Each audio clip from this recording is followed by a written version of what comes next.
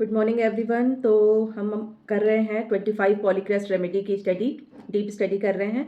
और ये एक सीरीज़ चल रही है हमारी 25 मेडिसिन की, जो बहुत ही ज़्यादा यूज़ होने वाली मेडिसिन है पॉलीक्रेस्ट, वो सारी हम पढ़ रहे हैं। तो हमारी फर्स्ट आर्सेनिक एल्बम हो चुकी है, सेकंड हमारी कैलकेरिया कार्ब चल रही है। और कैलकेरिया कार्ब का भी हमने फर्स्ट पार्ट डाल दिया है, सेकेंड अभी हम इस वीक में डाल देंगे।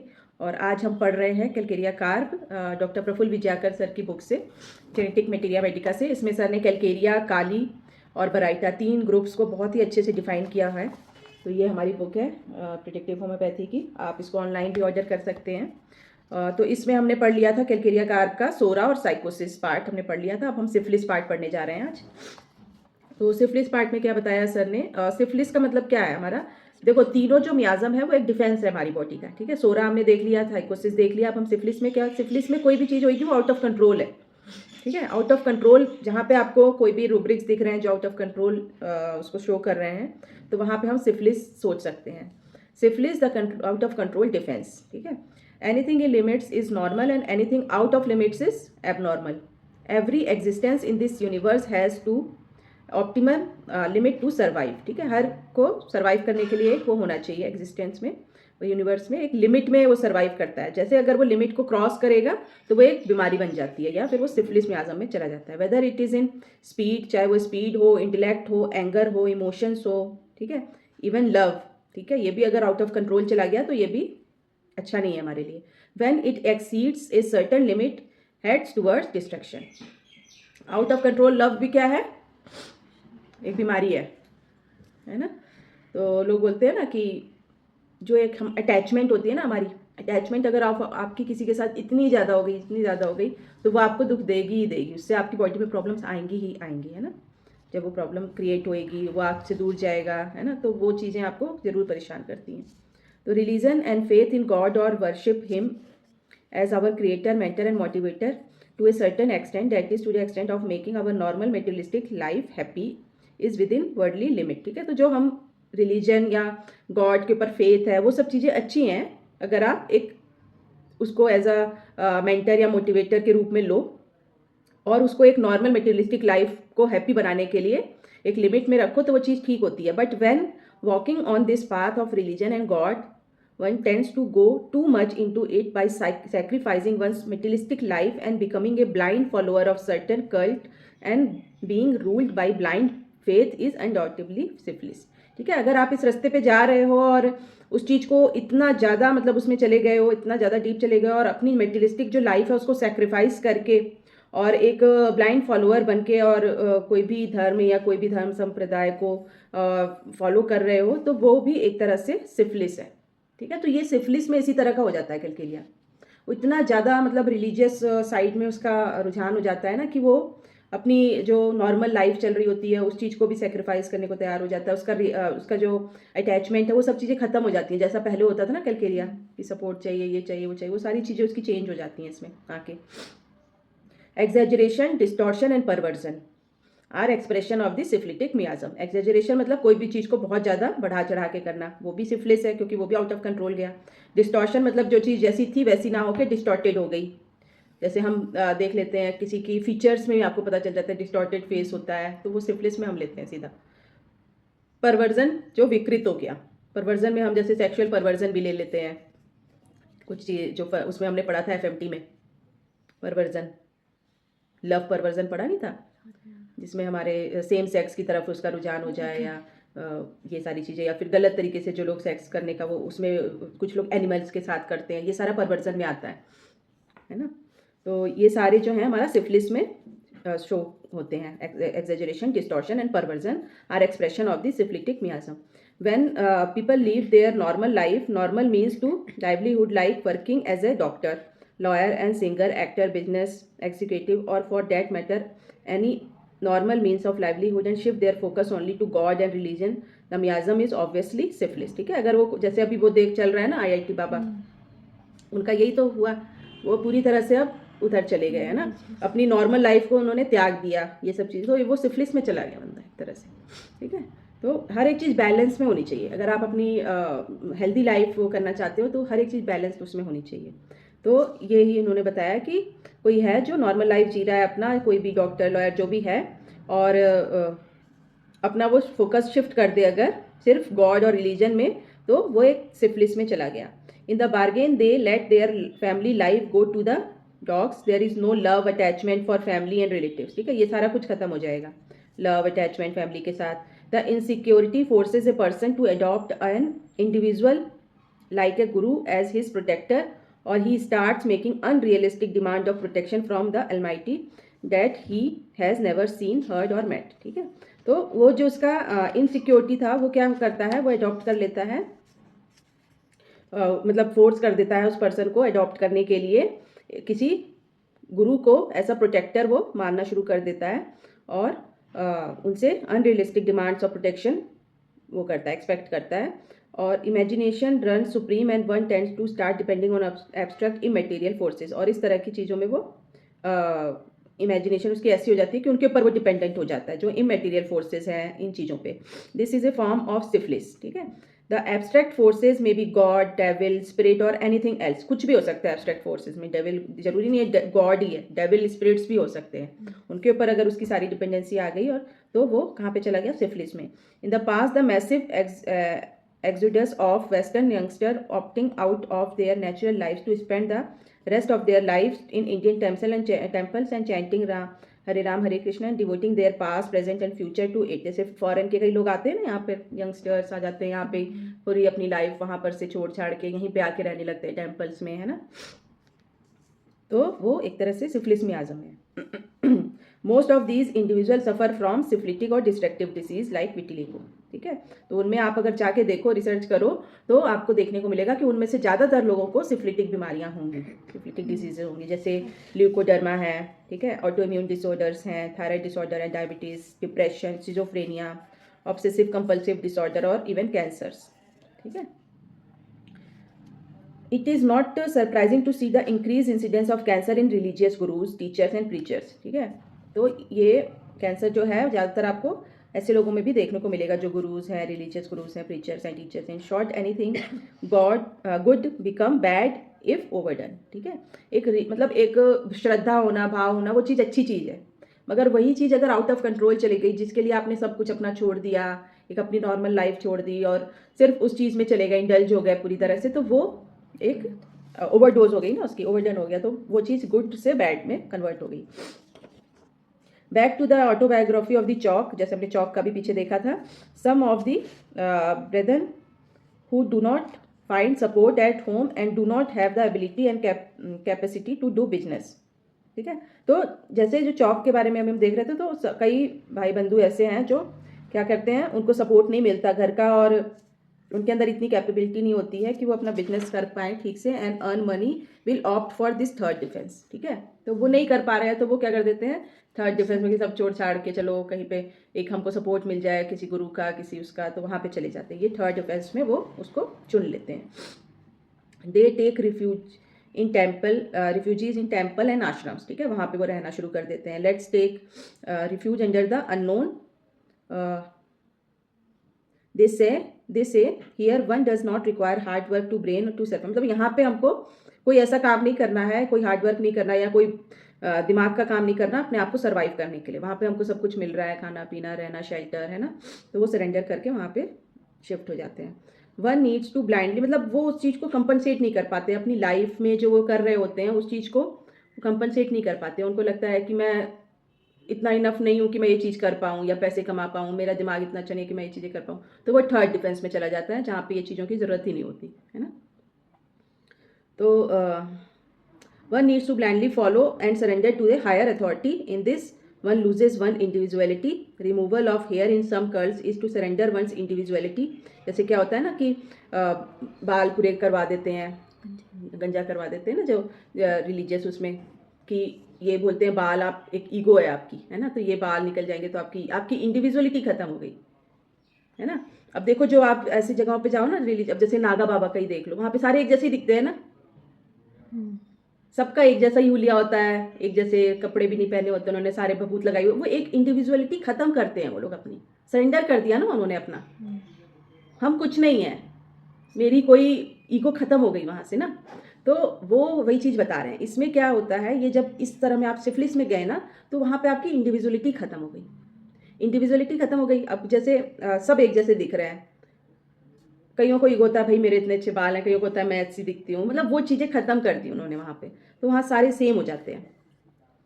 Removal of the hair, some cult is surrender one's individuality ego, so everyone looks the same.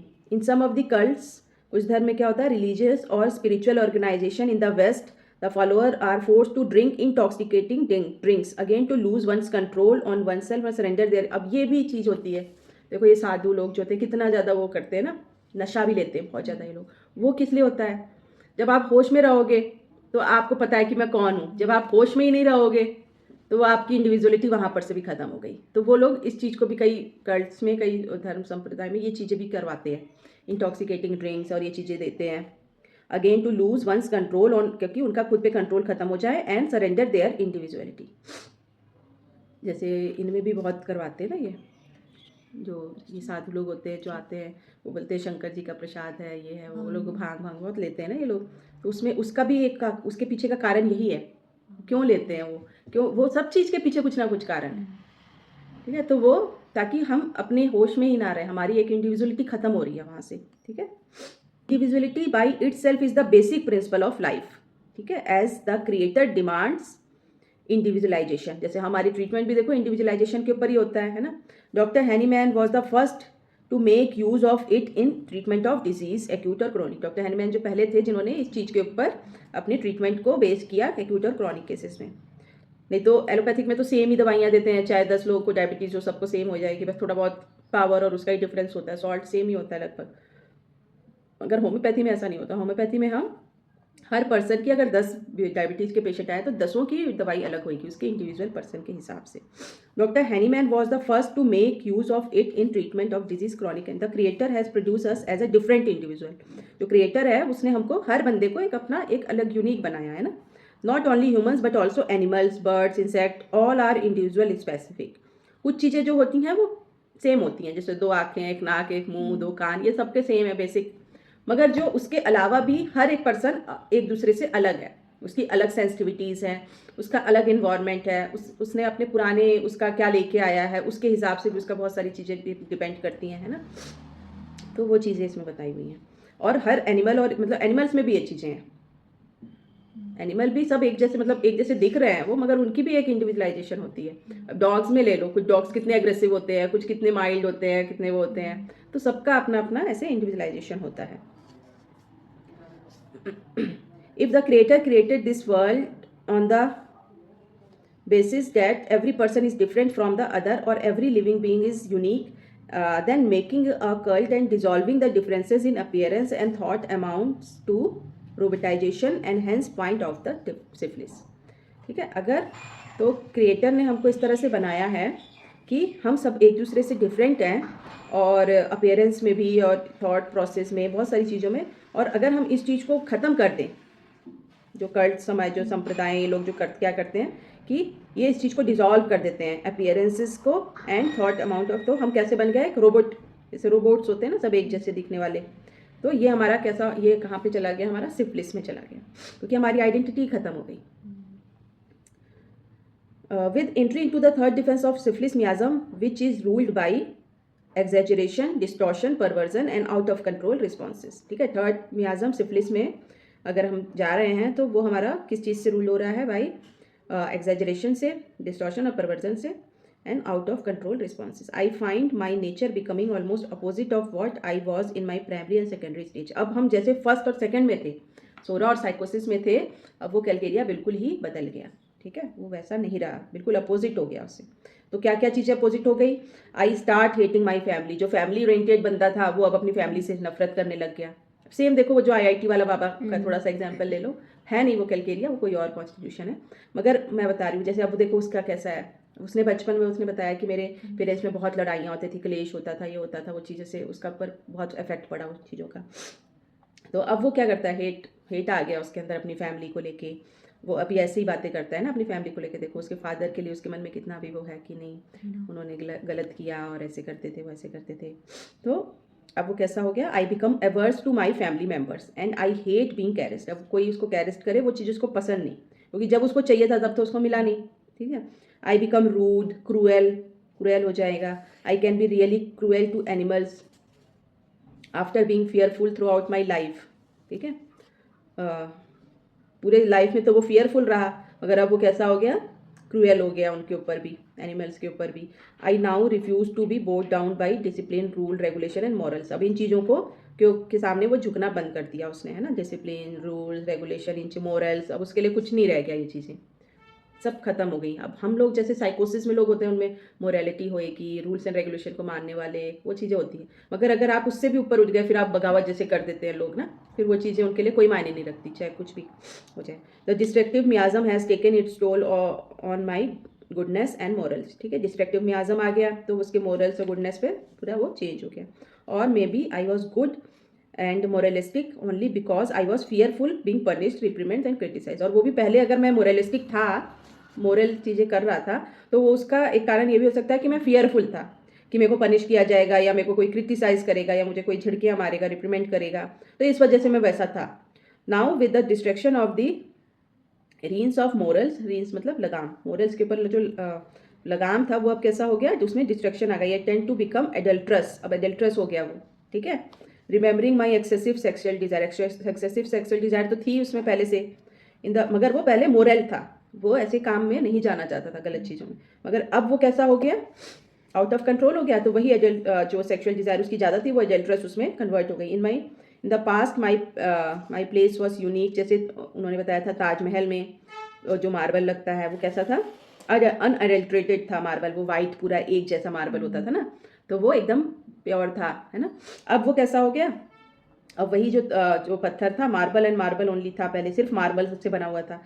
Days have change since then, I am fixed with the lay of coloured granite. अब मैं कैसा, जैसे जैसे वो चीज़ें चेंज हुई, अब जो कलर्ड ग्रेनाइट का बिछा, मतलब वो जो पूरा, अब कैसे कई सारी जगहों पे देखा हुआ ना, मिक्स करके वो मार्बल डाल देते हैं, तो वो चीज़ें इसमें बता रही हैं। I am often mixed up with tiles on flooring, ठीक है, तोड़ के कई छोटे छोटे चिप्स करके बना देते हैं। So I don't mind now sleeping with others spouse and become adulterous.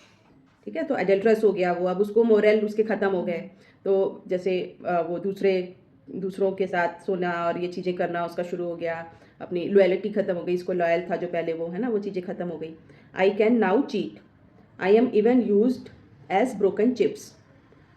ठीक है, तोड़ तोड़ के छोटे छोटे उसमें भी यूज़ करने लग गए उनको, और उसको मिक्स कर देते हैं किसी दूसरे उसके साथ। The marble chips can really be rough and can hurt someone's soft soul.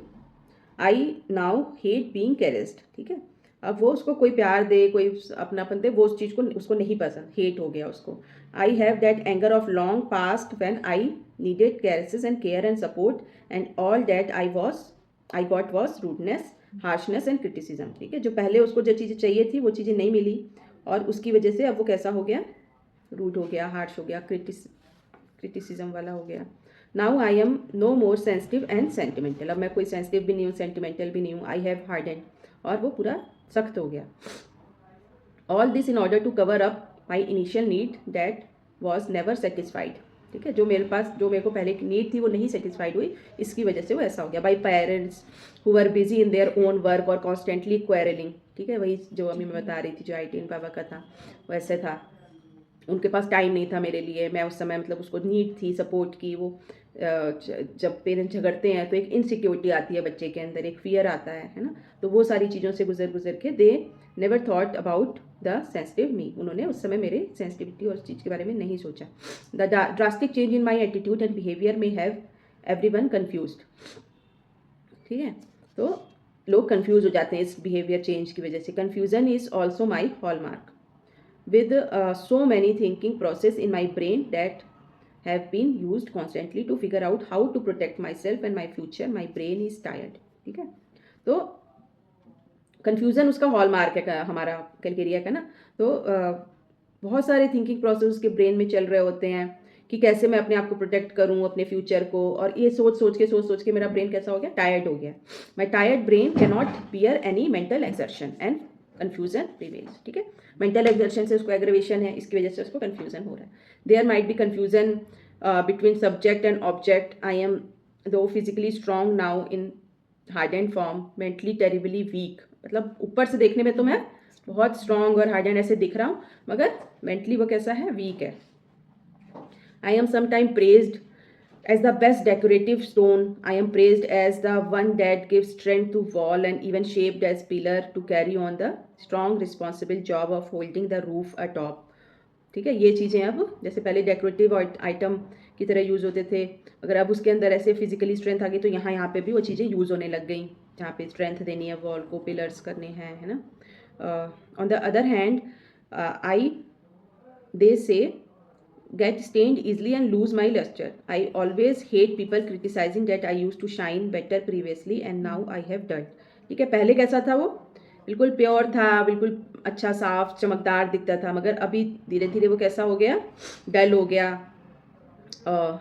जैसे अब देख लो, ताजमहल का ही देख लो, पहले कैसा था वो एकदम सफ़ेद, अब इन्वायरमेंटल कंडीशन की वजह से कैसा हो गया ना, तो वैसा हो गया ये. critical in this critical environment I feel persecuted and sometimes sick. ठीक है, अब इस कंडीशन में कैसा फील कर रहा है, परसिक्यूटेड मतलब मेरे को सताया जा रहा है और सिक फील कर रहा है. I have no hopes for the future. I am in despair में चला गया वो, है ना, निराश हो गया. I can be so careful about health that one can never imagine because health is my priority too. ठीक है, बहुत ज़्यादा इसकी हेल्थ को लेकर तो प्रायोरिटी होती है. I am obsessed about what falls on me and what I absorb. In short I am careful or too careful of what I eat or drink. मतलब बहुत ज़्यादा ये लोग अपने हेल्थ को लेके कॉन्शियस हो जाते हैं कि मैं क्या खाऊं क्या ना खाऊं ना. आपके जैसे कई लोग होते हैं ना कि मेरे को इतने ग्राम वो खाना है कार्बोहाइड्रेट, इतने इतने वो खाना है, प्रोटीन इतना लेना है, ये बहुत ज़्यादा हेल्थ कॉन्शियस हो जाते हैं जो लोग, तो वो इस तरह के हो जाते हैं. It is as if I cling to dietic regimen as all this is due to my dreadful insecurity of health and future existence. ठीक है, इसकी वजह से मैं ऐसा हो जाता हूँ, बहुत ज़्यादा डाइटरी उसमें डाइट करना और हर एक चीज़ को देखना, क्योंकि उसको हेल्थ को लेके और अपने फ्यूचर को लेके बहुत इनसिक्योरिटी होती है. तो इसमें हेडिंग क्या क्या डाली है सर ने, confusion, mental exertion, incapacity for, ठीक है, mental exertion, incapacity for dullness and stupefaction with dullness, delusion that he is persecuted, despair. ठीक है, डलनेस आ गई और उसको ऐसा लगता है जैसे उसको कोई सता रहा है, और डिस्पेयर मतलब निराशा. Anxiety about health, careful about health, therefore very, बहुत ज़्यादा हेल्थ को लेके एंग्जाइटी आ जाएगी.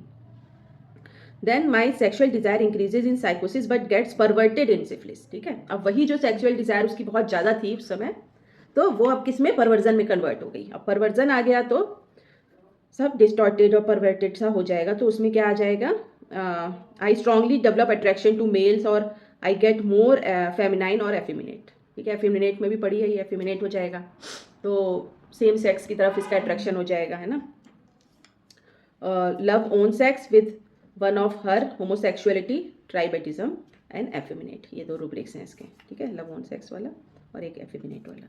This is my life story, the journey from insecurity and sensitivity. पहले इनसिक्योरिटी सेंसिटिविटी थी सोरा में, to cover up, and second में कवर अप किया उसने साइकोसिस में, और फिर उसके बाद परवर्जन में चला गया. Thanks for giving me a patient hearing. ठीक है, ये उसकी ऑटोबायोग्राफी थी चौक की. This is a story of chalk as chalk can B.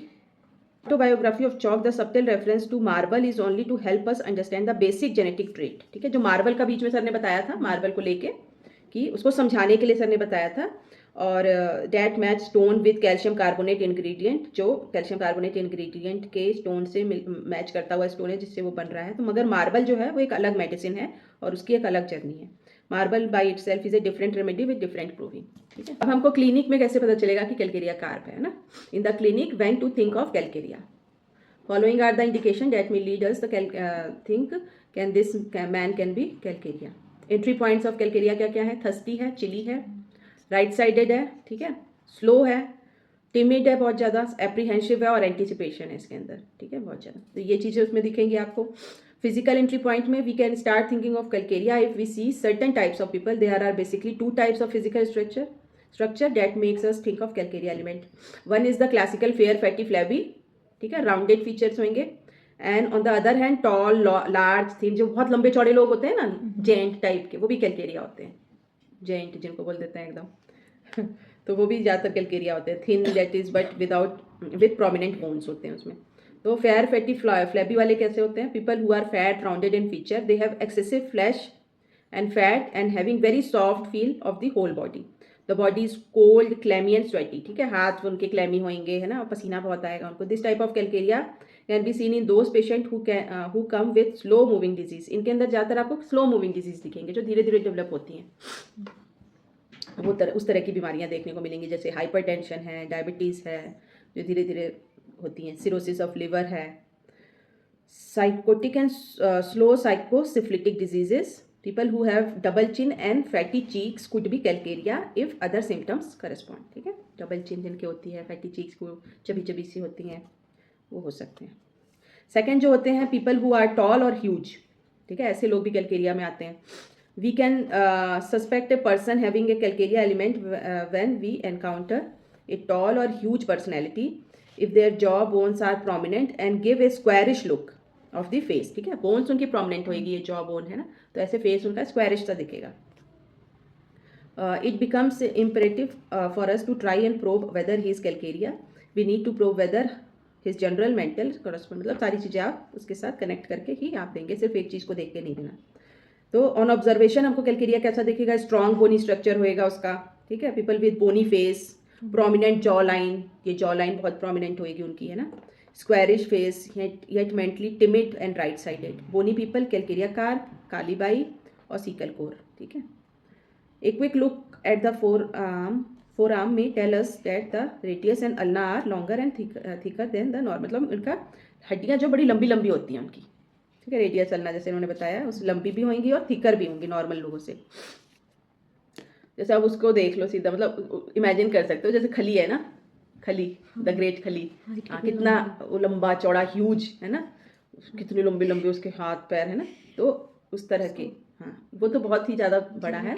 हाँ, तो मतलब मैं बता रही हूँ एक एग्जाम्पल, थोड़ा सा रिजेम्बलेंस वैसी होती है उनकी, बड़े ह्यूज से दिखेंगे. उसका फेस भी देखना कैसा बोनी सा फेस है, बहुत ये प्रोमिनेंट है इसके बोन्स वगैरह सारे.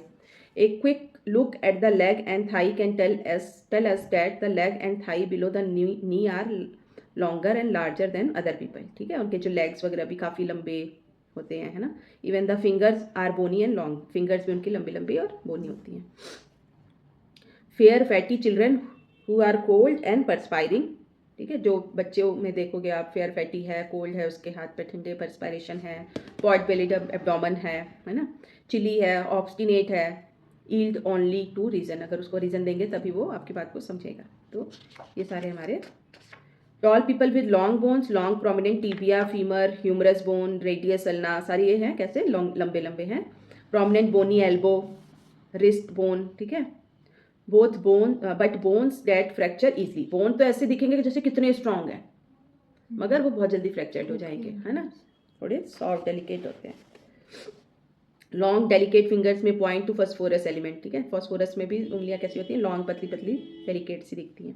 People who have prominent knuckles, prominent bone on the wrist and whose ulna and radius are broader at both ends giving rise to projecting protuberances. जैसे जिनके यहाँ पे देखो ये वाला पोर्शन, ये है ना, ये रिस्ट, ये सारे चौड़े चौड़े होते हैं ना जिनके बहुत ज़्यादा, तो वहाँ पे आप सोच सकते हो. नकल्स जो होते हैं, इनको बोलते हैं ना नकल्स, इनको बोलते हैं कि इनको बोलते हैं शायद नकल्स, यही वाला चीज़ जो. तो ये भी बहुत प्रोमिनेंट होते हैं इनके. People who have prominent occipital protuberances according to physiognomy to those who have a raised bump at the occipital protuberance will have tremendous affinity to mother, father and family. जिनका ये ऑसिपिटल वाला area जो होता है ना, ये थोड़ा सा उभरा हुआ होता है, लोअर ब्रेन उनका ज़्यादा डेवलप होता है, जो हम एनिमल ब्रेन बोल देते हैं जिसको ना. तो इसीलिए तो इनके अंदर सपोर्ट, इनसिक्योरिटी, इन चीज़ों की डिज़ायर होती है, क्योंकि ये लोअर ब्रेन उनका ज़्यादा डेवलप है. जिनका ये सबसे आगे वाला प्रीफ्रंटल ये जो होता है, ये वाला डेवलप होता है, वो सबसे ऊपर लेवल तक पहुँचते हैं वो लोग, है ना, जो हमारा सेल्फ अवेयरनेस वाली लेवल तक पहुँचते हैं. जिनका फोर ब्रेन ज़्यादा डेवलप होता है. कहीं का देखा ना, ये पोर्शन पूरा ऐसे उभरा हुआ होता है एकदम, है ना, वो बड़े इंटेलिजेंट होते हैं वो लोग. तो वो जो इनका ये वाला है, ये एनिमल ब्रेन माना जाता है, हाइंड ब्रेन, ये वाला यहाँ पे इनके प्रोट्यूबरेंस ज़्यादा है, इसलिए इनके अंदर इतनी इनसिक्योरिटी, सपोर्ट, इन चीज़ों की डिज़ायर है. एनिमल ब्रेन ज़्यादा डेवलप है इनका. इसीलिए इनकी एफिनिटी ज़्यादा किनके साथ है, मदर, फादर, फैमिली, जहाँ से इनको सपोर्ट मिल रहा है ना, वहाँ पे ज़्यादा है. Fast growing children like phosphorus. जैसे फास्फोरस में भी एकदम से हाइट निकालते हैं, वैसे इसमें भी है, फास्ट ग्रोइंग एकदम से हाइट निकालते हैं. People with soft hands and cold perspiration. When the patient shake hands and the hands are found to be cold, perspiring and soft, he or she may be calcaria. But rough hands and skin does not rule out the calcaria. ऐसा नहीं है कि soft ही होएगा, अगर किसी का rough hand है तो ज़रूरी वो रूल आउट पॉइंट नहीं है ये हमारा कैलकेरिया का, ठीक है। तो अगर ऐसा है तो हो सकता है, ठीक है। People who are fair and white in complexion, old people who have wrinkled face, people who have vertical wrinkles between the eyes, जैसे हमने वो देखा बॉक्स वाले ऐसे ऐसे थे, वर्टिकल लाइन्स हैं, रिंकल्स हैं आइज के between. Generally people who are chilly, thirsty, desire sweets, cold food, craves eggs, milk and dry roasted things, ये सारी उसकी क्रेविंग डिज़ायर्स हैं, है ना। ड्राई रोस्टेड थिंग्स पसंद है, एग पसंद है इनको, मिल्क पसंद है, ठंडी चीज़ें पसंद है, मीठी चीज़ें पसंद है। People who are affected by damp cold weather as well as sun, ठीक है। डैम कोल्ड वेदर से भी इनको एग्रोवेशन है और सन से भी है। People who perspire profusely, cold clammy perspiration, ठीक है, बहुत जल्दी से इनको पसीना आने लग जाता है। People who have bone affection, that is carries and necrosis, ठीक है। बोन अफेक्शन में कैरीज नेक्रोसिस वाली प्रॉब्लम्स होती हैं इनमें। Children and people who have chronic teeth decay problem more on the right side, ठीक है। बच्चों में अगर टीथ डिके की प्रॉब्लम है और वो भी बेसिकली ज़्यादातर राइट साइड में है तो वहाँ पे भी आप कैलकेरिया के बारे में सोच सकते हो। People who have recurrent boils and suppuration हो रहे हैं, जिनमें बच्चों में या बड़ों में भी बार बार बॉयल्स बन रहे हैं, सपुरेशन बस वाले। People who love to roam about, wander and travel, जिनको घूमना फिरना पसंद है ना, ट्रेवल करना पसंद है। Children who loves to be magnetise, ठीक है, जो मैग्नेटाइज्ड होना, जैसे बच्चों को प्यार से सहलाओ, वो करो, वो चीज़ें अच्छी लगती हैं, वो मैग्नेटाइज होना। Longing for someone physical closeness, magnetism का मतलब ये होता है। और ये ऐसा उसमें भी होता है, हमारा फॉस्फोरस में भी होता है ना मैग्नेटिज्म डिजायर, मैग्नीशियम में भी है, मैग्नीशियम में भी है, और भी बहुत सारी दवाइयाँ हैं।